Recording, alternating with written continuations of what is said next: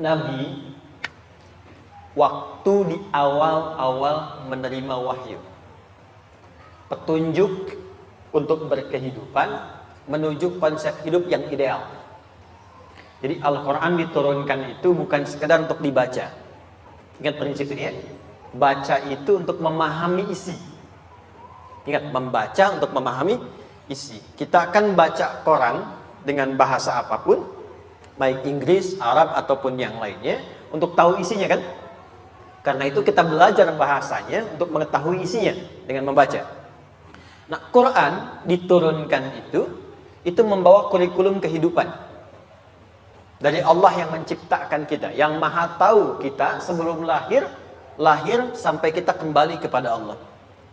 Karena Allah sang pencipta, kita pakai logika dulu ya, sejenak. Kalau yang menciptakan tahu dari apa yang diciptakannya kan, secara sempurna. Orang yang buat pesawat tahu tentang pesawat ya. Orang yang buat mobil tahu tentang mobil kan.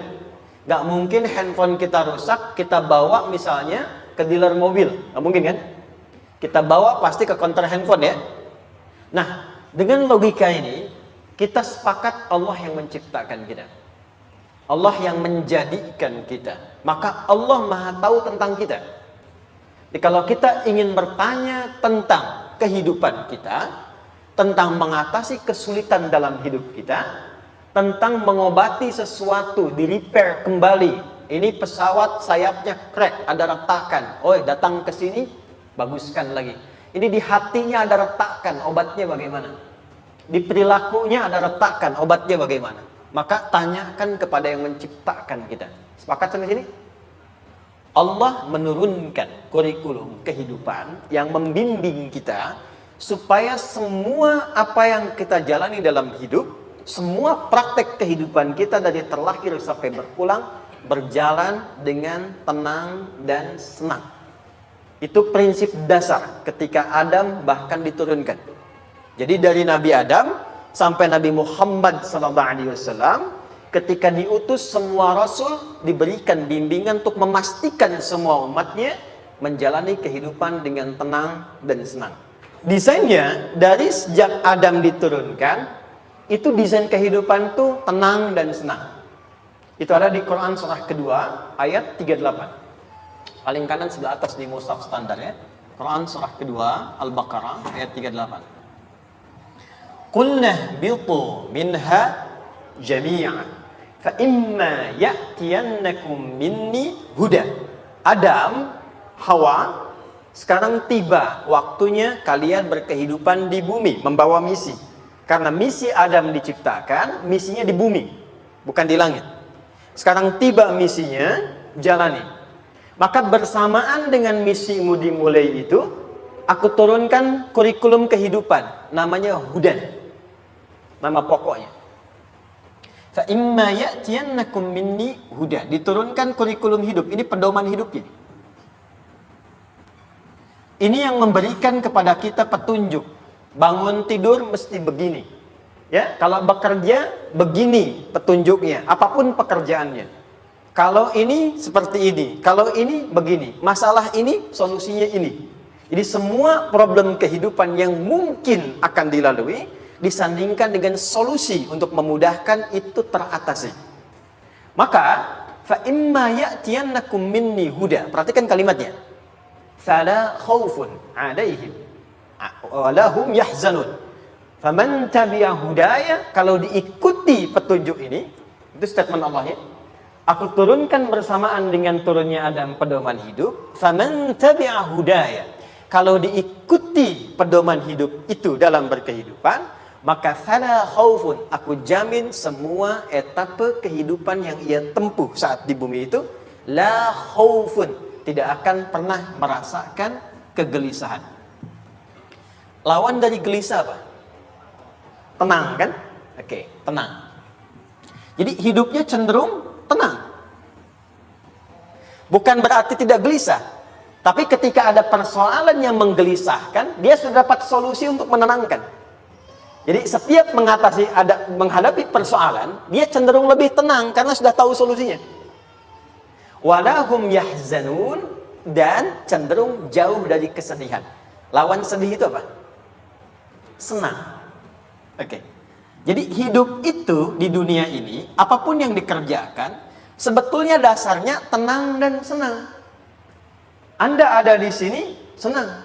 Anda ada di sana, senang. Di sini, senang. Di sana, di mana-mana, seharusnya begitu. Bukan hanya ada dalam lirik, kan? Ya, tapi memang prinsip hidup harus begitu. Tapi kapan kesenangan dan ketenangan itu hadir? Ketika pedomannya diikuti. Ya. Sama persis Anda handphone, gadget, dan yang lainnya, kan suka dikasih buku petunjuk, kan? Salah menggunakannya, bisa error kan ke alatnya. Nah, nama setiap petunjuk itu, di setiap generasi, itu bisa beda-beda. Namanya beda, tapi fungsinya sama. Karena disesuaikan sesuai dengan karakter dan kebutuhan generasi, yang mungkin berbeda di setiap masanya. Umat Nabi Musa dengan Nabi Daud kan tidak sama. Karakternya beda, zamannya berbeda, ya kan? Ke Nabi Daud, ke Nabi Isa beda lagi kan? Ya kan? Kita saja 10 tahun yang lalu belum ada Google kan? Ya, tidak sama keadaan karakternya. Maka di Nabi Musa disebut dengan Taurat. Di Nabi Daud disebut dengan Zabur. Di Nabi Isa disebut dengan Injil. Tapi nama itu hanya memberikan kesan karakter di setiap masa yang berbeda. Tapi intinya, fungsinya sama. Petunjuk berkehidupan. Taurat, kitab untuk siapa? Halo? Saya tadi semangat sekali gitu ya. Nabi Musa. Itu disebut fungsinya hudan. Buka Quran surah 17, ayat yang kedua. Quran surah 17, Al-Isra, ayat 2. Wa ataina Musal kitab. Kami berikan kepada Musa kitab. Wa ja'alnahu hudan li bani Israel. Dan desain kitab itu namanya Taurat. Tahu dari mana Taurat? Quran surah ketiga, ayat ketiga. Ya, Quran surah Ali Imran, ayat ketiga. Nazzala 'alaikal kitaba bil haqqi musaddiqan lima baina yadayhi wa anzalat Taurat. Taurat untuk siapa? Musa. Fungsinya Taurat apa? Itu kurikulum hidup. Makanya ada 10 commandments, kan? 10 perintah Tuhan.